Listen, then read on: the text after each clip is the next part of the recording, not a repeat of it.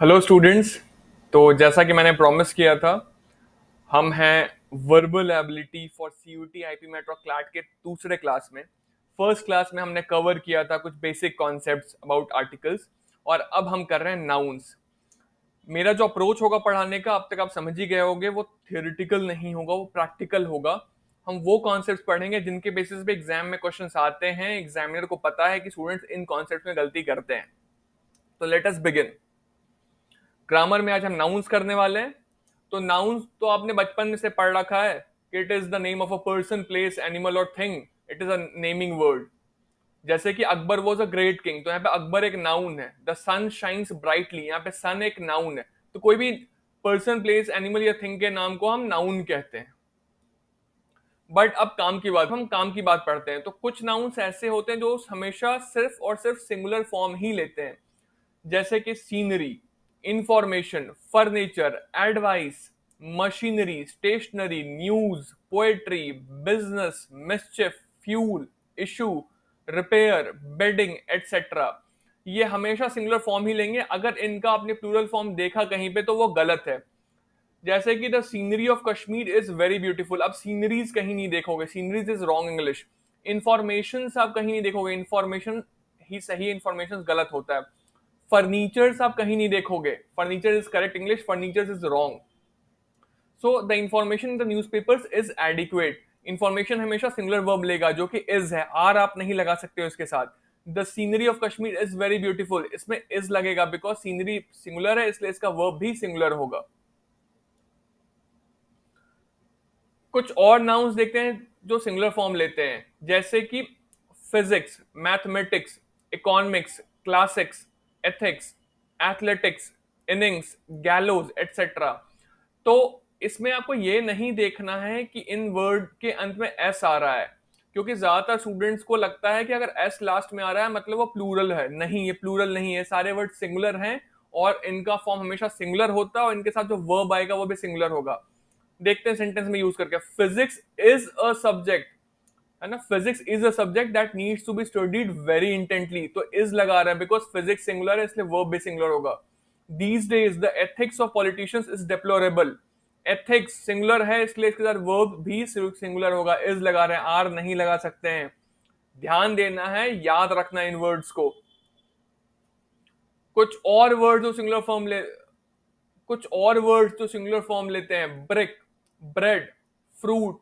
ये वर्ड, ये प्रॉमिस वाला वर्ड है, that I give you my word. तो देखते हैं, let me buy some fruit. Let me buy some fruits नहीं होगा, I am going to buy some fruits, that is wrong. जबकि हम बहुत यूज करते हैं। एक तो प्रॉब्लम हम इंडियंस की, हम ना इंग्लिश का भी अपना वर्जन बना देते हैं। उसमें ऐसे कोई दिक्कत नहीं है, बट एग्जाम में गलत हो जाएगा और आप निगेटिव वन ले आओगे, +3 या +4 या +5 की जगह पे। तो यहाँ पे ये ध्यान देना है। हम ब्रिटिश इंग्लिश फॉलो करते हो, हम ग्रामर भी ब्रिटिश इंग्लिश का ही फॉलो करेंगे for entrance exams. He was true to his word, he was true to his word, were नहीं होगा यहाँ पे। यहाँ पे वर्ड जो है ये कमिटमेंट प्रॉमिस वाला वर्ड है, इसलिए ये वर्ड्स नहीं होगा, ये वर्ड ही होगा, और इसके साथ जो वर्ब होगा वो भी सिंगुलर होगा, वॉज।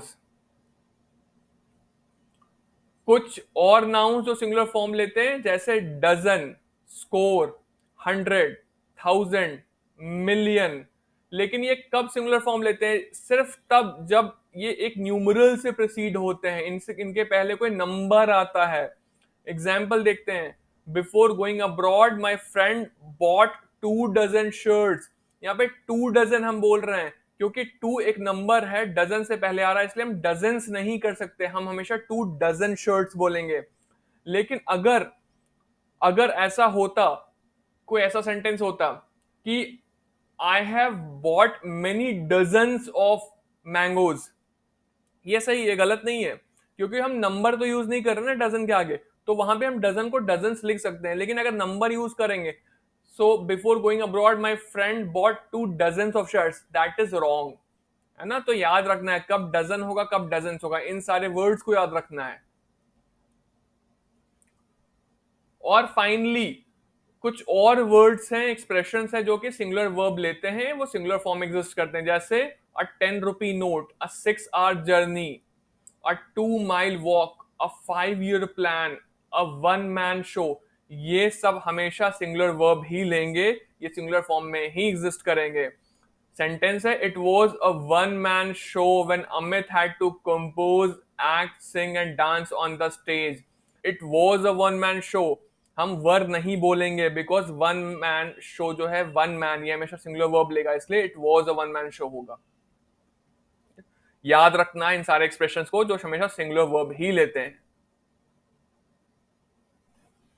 अब कुछ नाउन्स ऐसे भी जो हमेशा प्लूरल फॉर्म लेते हैं, जैसे कि cattle, police, poultry, people, gentry, ये जेंट्री जेंटलमैन से आ रहा है, पीजेंट्री ये फार्मर से आ रहा है, आर्टिलरी ये हमेशा प्लूरल फॉर्म ही में एग्जिस्ट करते हैं ये सारे नाउन्स। सेंटेंस देखते हैं, the police have caught the culprit, the police has caught the culprit नहीं होगा कभी भी, अगर देखते हो तो that sentence is grammatically wrong. Cattle are grazing in the field, cattle is grazing in the field गलत है, कैटल हमेशा आर लेगा as verb, because cattle plural plural ही एग्जिस्ट करता है, कैटल अपने आप में प्लूरल है, कैटल्स नहीं होगा, पुलिसेस नहीं होगा, पीजेंट्रीज नहीं होगा, पीपल्स नहीं होगा, वो सारा गलत है, क्योंकि ये सारे वर्ड बिना एस के ही प्लूरल हैं, इसलिए प्लूरल वर्ब लेंगे। कुछ और नाउन्स जो हमेशा प्लूरल वर्ब लेते हैं, प्लूरल फॉर्म एग्जिस्ट करते हैं, जैसे आर्म्स, ये भिखारी वाला भीख वाला आर्म्स है। सिजर्स, ट्राउजर्स, स्टॉकिंग जो भी दो में एग्जिस्ट करता है, दो दो होता है ना, दो पैर होते हैं स्टॉकिंग्स में, ट्राउजर्स में। Spectacles, shorts, remains, riches, goods, ये सामान वाला गुड्स है। मीजल्स, बीमारी मीजल्स, तो ये क्या, ये भी हमेशा प्लूरल फॉर्म में एग्जिस्ट करते हैं, जैसे कि the scissors are blunt, the scissor is blunt नहीं होगा, द सिजर्स आर ब्लंट होगा हमेशा हमेशा।